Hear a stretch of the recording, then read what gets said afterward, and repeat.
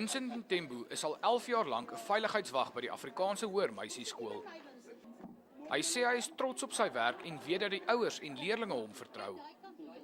Je lost die tas hier zo, je krijgt alles is goed, je leest die geld, je lost alles goed.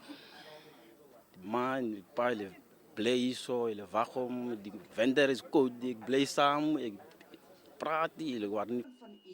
Leerders sê die naam Vincents was die logiese keuse vir die nuwe restaurant.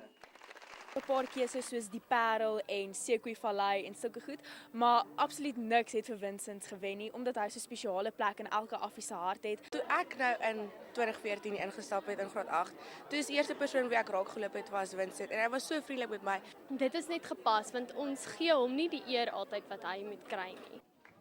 Die restaurant is 6 dae 'n week tot 6 uur oop vir die publiek. Gerard Pretorius, E-nuus Pretoria.